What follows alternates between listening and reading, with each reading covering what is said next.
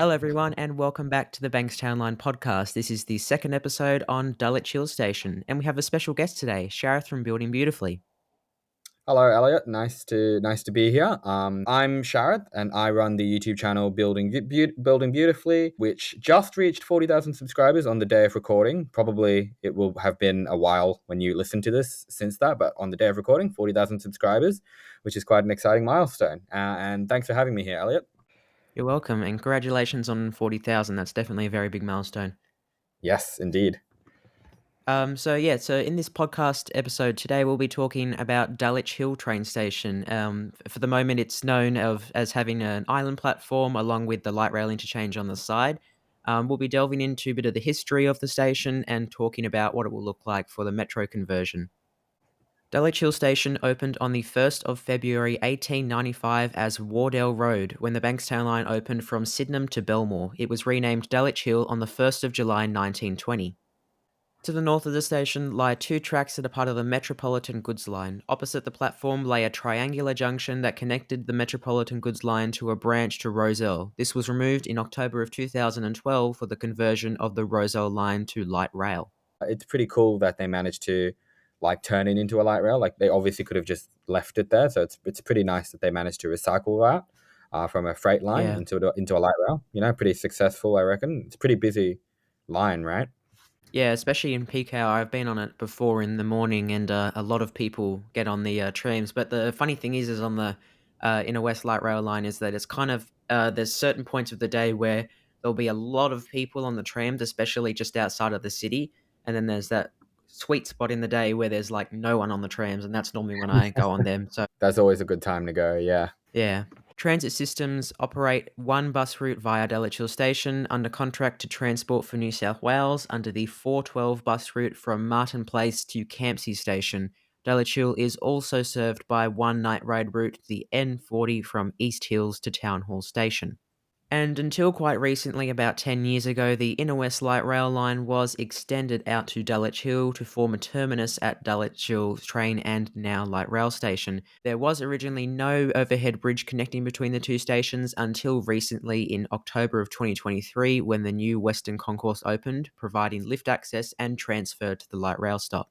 Yeah, no, so I think in terms of that, because with this Sydney Metro project, I think what's so great about it is even though the Bankstown line hasn't actually been converted yet, commuters are already seeing the benefits of the Sydney Metro because you have like at Dulwich Hill, you have that brilliant new Western Concourse which helps to link passengers straight to the light rail.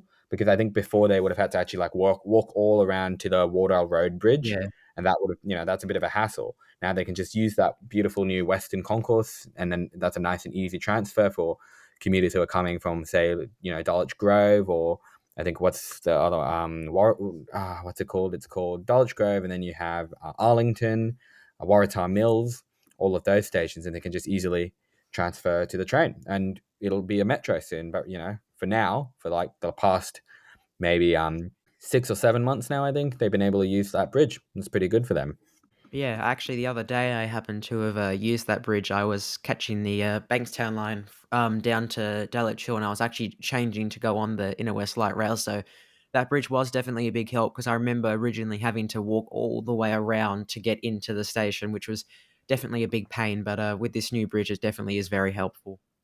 Yeah, absolutely. And I think it's a shame because Dulwich Hill, obviously, great interchange. I think Lewisham West doesn't have the benefit of that. And I think it would be Yeah. great if they could somehow work out a way to better link the Dulwich Hill line with the Inner West train line. Yeah, I do know that I'm not sure how far it goes, but I know it starts at about Dulwich Grove, Arlington sort of areas.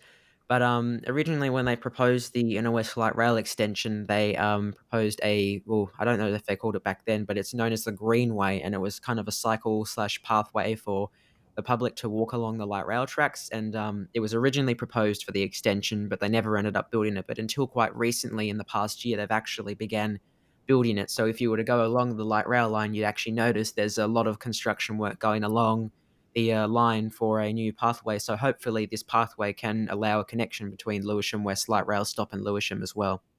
Yeah, no, that's brilliant. I hope it does because it's not too long a walk, but it's not very. It could be better signposted and it could be more pleasant. So yeah, I hope you're right. I hope they make a better link. Yeah, because I definitely think, for example, on the Parramatta Light Rail as well, on the original section that was converted to light rail, the new cycleways as well are definitely a big help for the public to get around stuff, and just connections between the two stations. That if they might be situated right in the middle of two stations, they have an option to easily walk to both. You know what I mean? Yeah, no, exactly. Because I have a friend who lives near one of the stops, and he talks about how good Yeah. the new cycleway is. It's brilliant. So Dulwich Hill Station will be converted into a metro station in 2025 as part of the Stage 2 of Sydney Metro for the City and South West Line.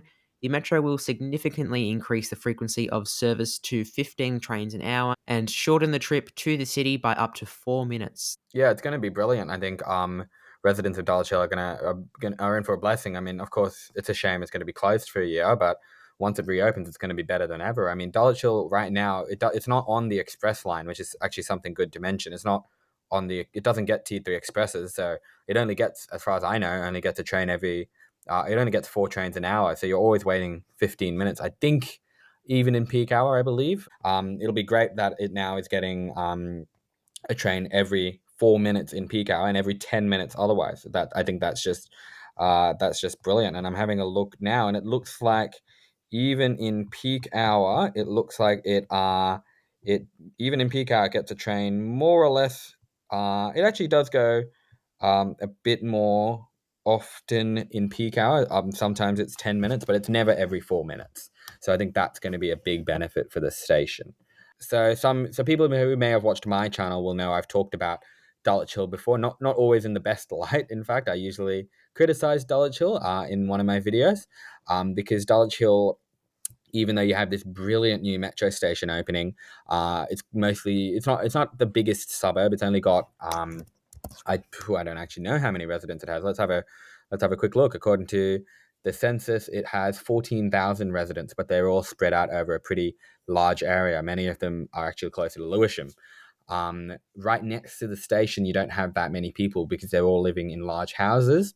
There's a few apartment developments that have popped up, but they're very minimal. There's not that many of them, and I've spoken about how it's a bit of a disappointment. I would like to have seen more apartments next to the station because as I always say on my channel, public transport access shouldn't be reserved to a select special few, but rather maximized to as many people as possible. So I really hope that the Inner West Council and that the government really help to really act to actually build a lot more apartments and townhouses and other types of density at Dulwich Hill so that we can share that public transport and that we can share the brilliant new metro. As many people should be benefiting from this as possible.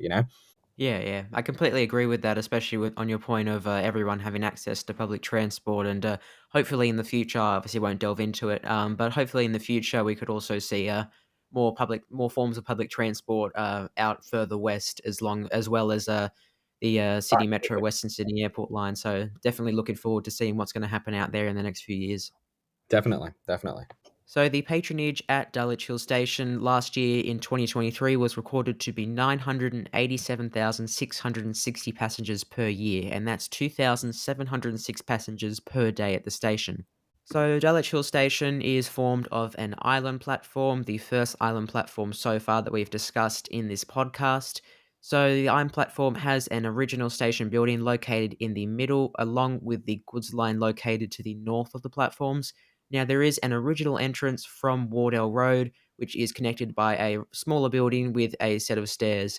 Now, until recently, there has been a brand new concourse bridge built with new stairs and new lifts. This is also able to allow passengers to connect to the existing Inner West Light rail lines and potentially the future sort of apartment area that will be built in the coming years. So basically, Dulwich Hill there's actually 4 tracks going through there at that point. So there's the 2 tracks Yeah, that are for the Bankstown line, and then you have the 2 northern tracks, which are the ARTC corridor, the I don't know what it's actually called, the cargo line that goes I think towards it's like called the goods Enfield and line. all that. I think they call it the Goods line. Metropolitan goods line. Yeah, I think that might be it. The Metropolitan Goods line, and they decided to convert the Sydney Metro. One of the challenges that they've had is making sure there's enough separation between the metro and the goods line because the metro is automated. So if something goes wrong, you can't just tell them to stop driving Yeah. because it's all computer.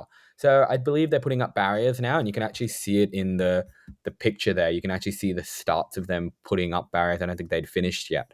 But yeah, no, that's something that's important, and it'll be interesting to see how they handle that in the next year. Yeah, I do definitely agree with that.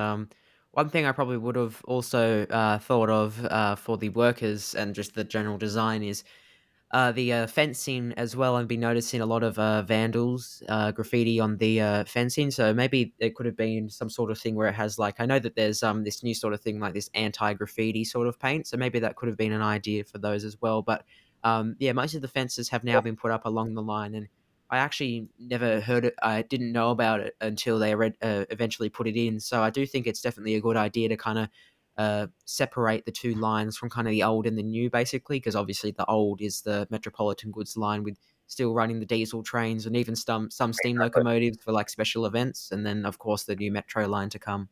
Yeah, and it'll be interesting having an automated new flashy metro right next to, those special services like the steam locomotives and the freight trains. It'll Yeah, be quite a because right now the metro runs on its entirely on its own track, but it'll be very interesting when it starts to run next to, the standard trains that we usually see. yeah, because there's only been like I'm sure there'd only be a handful of photos at the moment.